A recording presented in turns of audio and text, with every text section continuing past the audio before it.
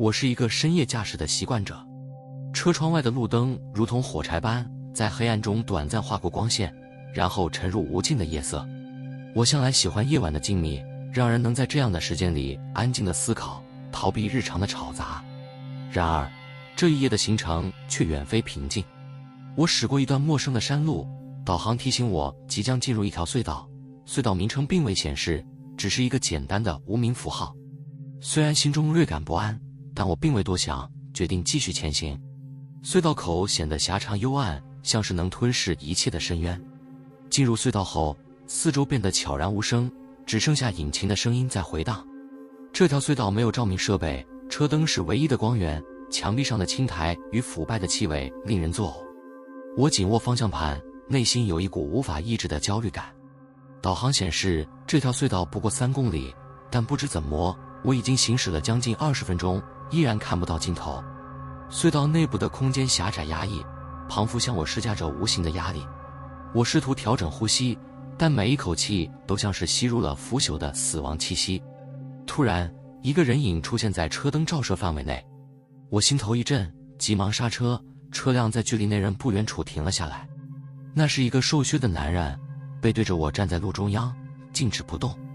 我瞪大眼睛，心跳加快。这里怎么会有人？尤其是在这种诡异的隧道里。他的衣着破旧，整个身体仿佛被什么东西压垮了一样，肩膀无力地下垂。你还好吗？我小心翼翼地问，按下车窗，语气尽量保持平静。但他没有回应，连头也没有转过来。我看不到他的脸，只能看到他瘦长的身形在微微颤抖，像是被冷风冻住了一般。我犹豫片刻，决定绕过他，继续前行。但当我刚准备启动车辆时，那个男人突然转过身来。我顿时僵住，呼吸一滞。他的脸苍白如纸，眼窝深陷，双眼空洞无神，嘴角微微抽搐，似乎在无声地低喃着什么。我感到一阵强烈的不适，车内的温度骤降，寒意渗入骨髓。我决定不再停留，猛然加速，车子几乎擦过他站立的地方。正当我以为可以逃离这怪异的境地时，后视镜里突然出现了更多的人影。这些人从隧道的黑暗中一步步走出来，慢慢地向我靠近。他们的脸色与那个男人一样，苍白僵硬，眼神空洞无神，像是没有灵魂的行尸走肉。他们的动作缓慢而僵硬，但他们占据了整条路，封住了我的退路。我一时心慌意乱，不知该如何应对。车内的时钟显示已经过去了40分钟，但这隧道却仿佛永无止境，我仍被困在黑暗中。四周的空气变得越发沉闷，像是一块厚重的毯子压在我胸口，让我无法呼吸。我拼命思索办法，心跳急速鼓动，冷汗不断从额头流下。我能感受到那些人影正逐渐靠近，压迫感如同潮水般涌来。突然，我想到或许可以倒车。虽然退路也被堵住，但我总不能停在这里等死。我猛踩油门，车子迅速倒退。后方的视线被人影所占据，然而奇怪的是，车子竟然没有撞到任何人。那些人影似乎像烟雾一样，车子穿透他们毫无阻碍。我大口喘着气，意识到他们不是真实的存在，这是一种更深层的恐惧。这些东西不属于人类的世界。心中的恐惧随着车子的加速而倍增，我的视线开始模糊，周围的空气如同沼泽一般沉重，甚至让我开始怀疑自己是否还活在现实之中。隧道中的景象渐渐变得扭曲，墙壁像是有生命般缓缓蠕动，传出低沉的呻吟声。我甚至觉得这条隧道不仅仅是一条通道，它是活着的。车子狂奔在这诡异的黑暗中，我甚至无法确定自己还能不能找到出口。时间变得模糊，似乎过了几小时，甚至几天，我的意识开始模糊不清。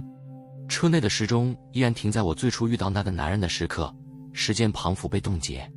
车内的气氛变得越来越压抑，连呼吸都像是一种沉重的负担。就在我几乎要崩溃的时候，前方突然出现了一丝微弱的光亮，那光芒像是黑暗中的一根救命稻草。我几乎是本能的猛踩油门，直冲而去。光亮越来越近，我终于看到隧道的出口，仿佛是黑暗中的一个裂缝，里面透出一丝微弱的天光。我不敢相信自己的眼睛，心中涌起一股莫名的希望。我以最快的速度冲向那光芒。当车子冲出隧道的那一刻，我重重地喘了一口气，感觉到一股解脱般的轻松。隧道后的黑暗迅速消失，周围的景象逐渐清晰起来。但很快，我的笑容僵在了脸上，这里不是我熟悉的世界。眼前的世界一片灰白，天空笼罩着厚重的乌云，没有阳光，空气中弥漫着一股刺鼻的硫磺气味，地面上满是灰烬般的尘土，毫无生机。远处的山脉如同巨大的骸骨，光秃秃的岩石看不到任何植被。我顿时感到一阵彻骨的寒意。这是哪里？我试图开启导航，但荧幕上显示无法定位。我想联系外界，拿起手机，但手机没有讯号，仿佛这里被某种未知的力量隔绝。我不再感到庆幸，反而意识到，或许我根本没有逃脱。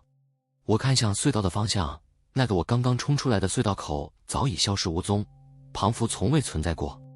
车内的收音机突然自动打开，发出一阵刺耳的杂音。接着，一个低沉、模糊不清的声音从喇叭里响起：“你逃不掉，没有人能逃。”我的心猛地一沉，内心的恐惧再度升起。我知道，真正的噩梦才刚刚开始。无论我驾驶多久，我可能都无法离开这个诡异的地方。这隧道是通往另一个世界的门，而我已经踏入了无法回头的深渊。喜欢这则故事的话，记得订阅，开启小铃铛，才不会错过每晚间的恐怖小故事哦。